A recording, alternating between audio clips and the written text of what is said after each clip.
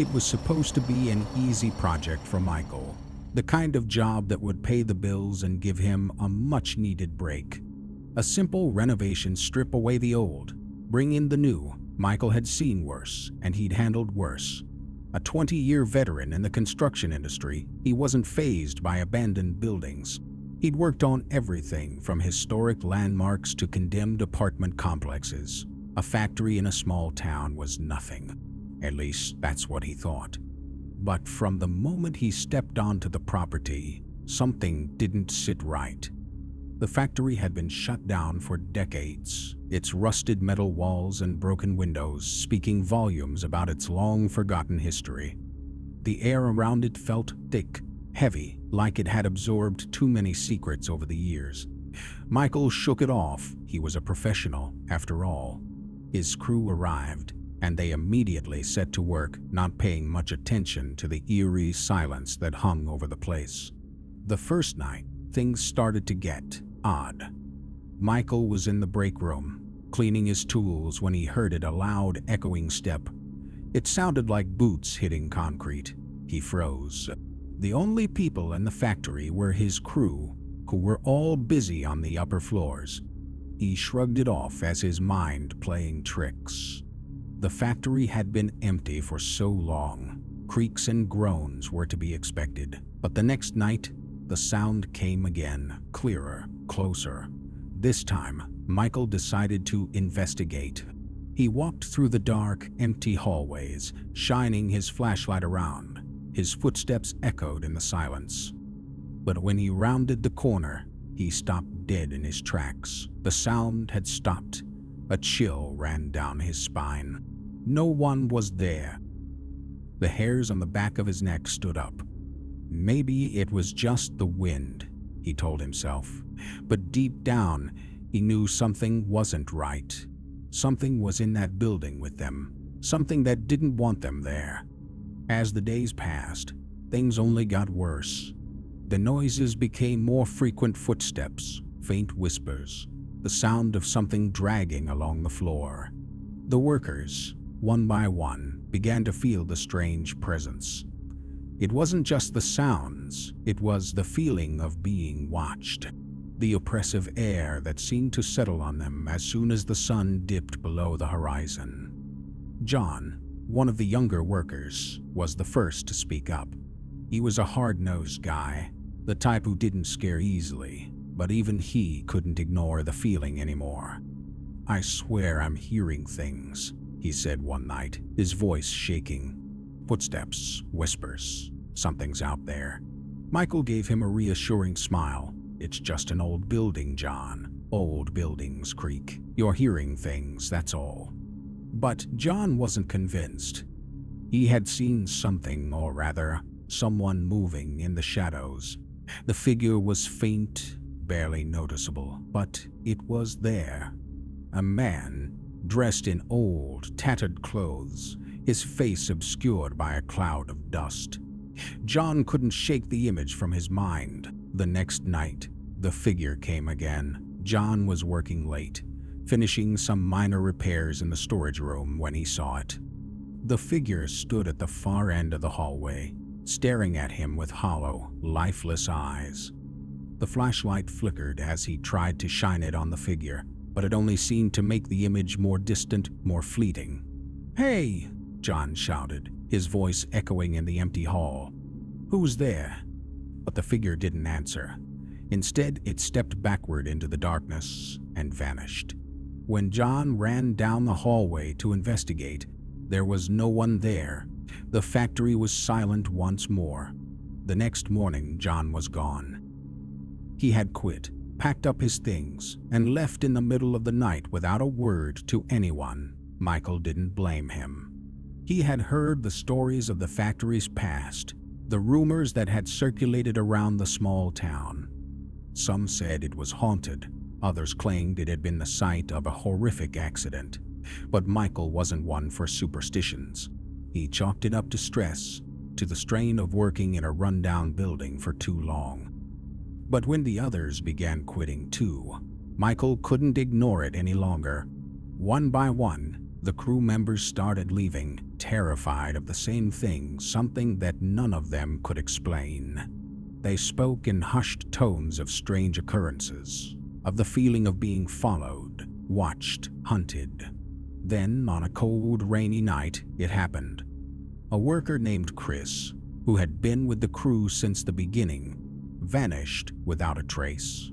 The search for Chris lasted for hours. The police were called, but even they couldn't find any signs of where he had gone. It wasn't until the next morning that something horrifying was discovered. A worker, desperate to finish the job, had been walking through the lower levels of the factory when he stumbled upon something that had been hidden in the walls for years. Behind a thick layer of concrete and brick, he found Chris's body, his face frozen in an expression of absolute terror. He had been entombed, his body wedged between the bricks, his arms outstretched in a desperate plea for help. The discovery sent a wave of shock and horror through the remaining crew. They called the authorities, who concluded that Chris must have somehow been trapped while working. But the oddest thing was the way his body had been positioned. The walls were still wet with cement, and it seemed as if his body had been intentionally buried, left behind, forgotten, as though it had been part of the building itself. The factory, once the heart of the town's industry, was now condemned. The construction company shut down the project immediately, and Michael was left standing in front of the building, staring at the broken windows as if waiting for something or someone to emerge. The whispers grew louder, and the crew who remained spoke in hushed voices about the ghost that haunted the place. They said it was the spirit of a former worker, someone who had died in a tragic accident years ago, trapped between the living and the dead. His face had been disfigured in the accident, and some claimed he had been the one to cause the strange noises, the cold air, the feelings of dread. Years passed, but the factory remained abandoned, a dark scar in the heart of the town. The ghostly presence never left, and even though the building was sealed, the whispers could still be heard at night. Michael, now a man much older and weary, would often pass by the factory on his way home. He'd glance at the windows, and sometimes, just sometimes, he could swear he saw a figure watching him from the shadows. The factory had taken so much from him. His crew, his peace of mind, even his belief in what was real and what wasn't. And it left behind a legacy of a man who had died, forgotten and alone, a man whose restless spirit would never find peace. Michael could feel it, that weight in the air every time he passed by. He could feel it in his bones, in the chill that crept up his spine. The town had moved on, but Michael never truly had. He knew, deep down, that the ghost of the phantom worker still haunted that factory. And as much as he wished he could forget, he knew the factory wasn't done with him yet. The factory was abandoned, but its curse would never end. It would wait, always waiting, always watching for the next person who thought they could conquer the past. Or perhaps it's only just the beginning.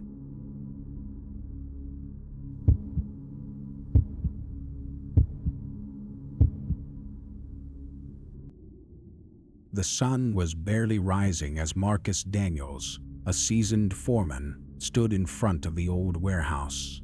His hard hat sat atop his head, his heavy boots echoed on the cold concrete, and the morning air carried the scent of dust and rust. The warehouse was an eyesore, wedged between two newer buildings on the outskirts of town. It had been abandoned for years, but there had been whispers about the building's dark past. Yet none of that mattered to Marcus. To him, it was just another job, just another building to knock down. The call had come in a week ago. We need you to take care of the old warehouse. Tear it down, clear the space. Simple as that, but nothing in Marcus's years of experience had prepared him for what was to come. There was a crew of 10 men who had gathered around that day, standing in the cold morning haze, ready to get started. Among them was Benny, a young worker eager to prove himself. Sarah, a no-nonsense woman who had worked alongside Marcus for years, and Ethan, a quiet man with a troubled past, whose presence seemed to have a certain heaviness to it. Marcus noticed, as he always did, how each of his crew members had a story to tell. As the machinery revved to life, Marcus felt a slight shiver run through him. It wasn't the cold. No, it was something else. The warehouse seemed to watch them, looming over the site like a forgotten monument to something long buried. The first blow struck with the screech of metal and concrete. The warehouse shook, the walls cracking under the pressure. But as they continued tearing down the outer structure, something unusual happened beneath the layers of crumbling plaster and broken brick. They uncovered something strange. A door. Not just any door, but one that appeared to be untouched by time. The frame was made of thick oak, worn but intact, and it was sealed shut by what appeared to be ancient iron bolts. Curiosity flared within Marcus, and he instructed his crew to stop.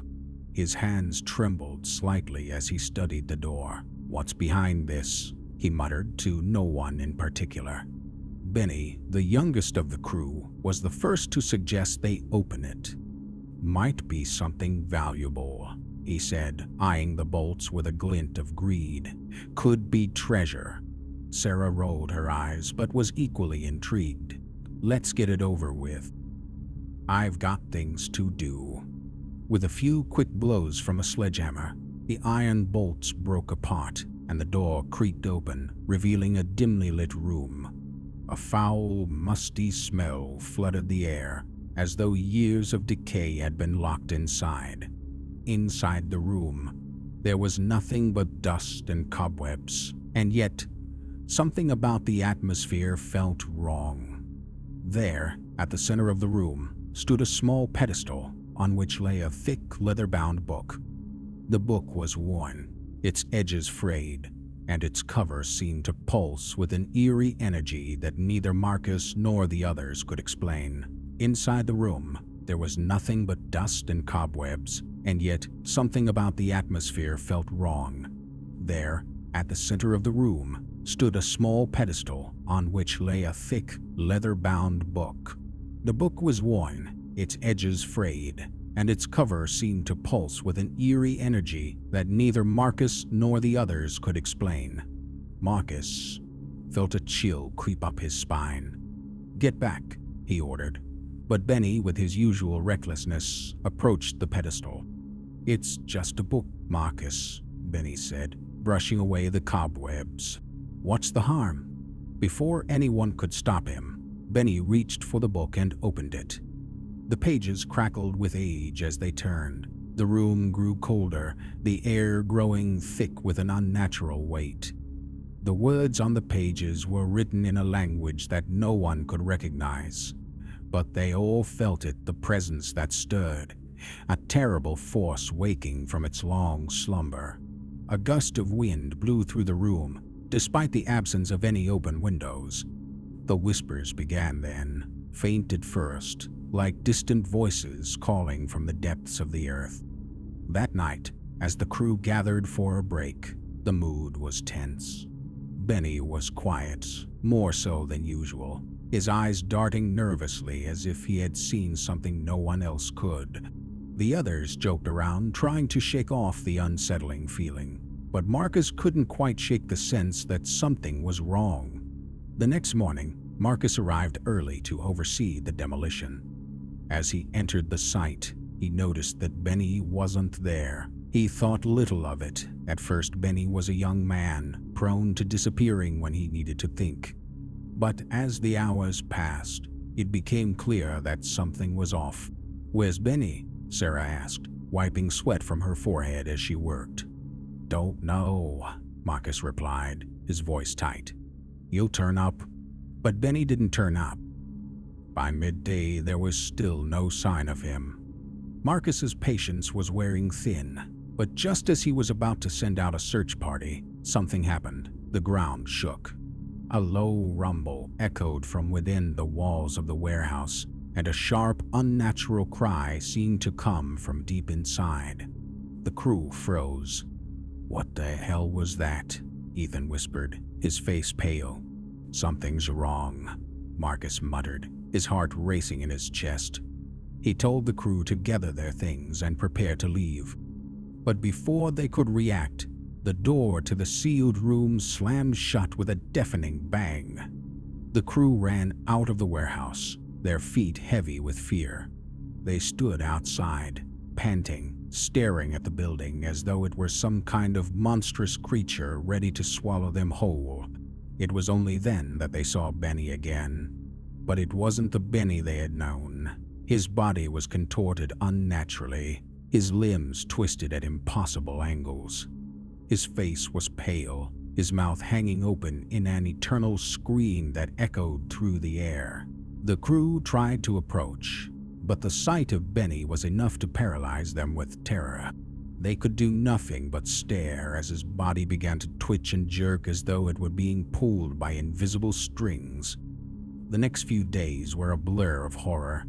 Benny's twisted form was taken away, but the damage had been done. Marcus, haunted by the sight of his young worker's body, couldn't shake the feeling that the warehouse had claimed him. And the others, the whispers continued. They grew louder, and the air seemed heavier, filled with something that was neither alive nor dead. Sarah disappeared the next night. No one saw her go. Ethan was the next, but when they found him, his body was even more grotesque. His limbs splayed out in unnatural ways, his face locked in an expression of pure horror. Marcus's hands shook as he called the contractor. He knew something was wrong, something far beyond his understanding. The contractor, a cynical man who had no patience for nonsense, reluctantly agreed to send in paranormal investigators. The investigators arrived, armed with their tools, but even they seemed apprehensive as they entered the site. "We've seen this before," one of them, a man named Robert, said softly. "This place was built over a site of ancient rituals, dark rituals. The book you uncovered, it's a cursed artifact. You've unleashed something." The investigators could only offer one piece of advice: leave. Burn the warehouse, destroy the book. It's the only way to stop it. Marcus didn't know if he believed them, but as the days passed, his crew continued to vanish, only to return in twisted forms, their faces frozen in terror. Marcus had only one choice left. He gathered what remained of the crew, those who had not disappeared, and made his way back to the warehouse. The air felt thick with despair as they approached the building one last time. With trembling hands, Marcus held a match to the old wooden book, setting it aflame. The flames roared to life as though hungry, devouring the book as if it had been waiting for this moment. But it was too late. As the fire burned, a deafening screech tore through the air, and the ground shook violently beneath them. The warehouse groaned as though in pain, its ancient foundation cracking and splintering. The whispers grew louder, more frantic. And as Marcus stood there, watching everything unravel, he realized that no matter what they had done, the curse had already taken root. The warehouse had claimed them all. The warehouse was gone. The book was ashes. But Marcus, alone now, could never escape what had happened. He would never forget the twisted faces of his crew, the terror in their eyes as they disappeared one by one. He tried to move on, tried to live a normal life, but every night he heard the whispers. Every time he closed his eyes, he saw their faces frozen in fear. And the worst part, he knew the curse hadn't ended. It had only just begun. The old warehouse may have been gone, but its darkness had found a new home inside him.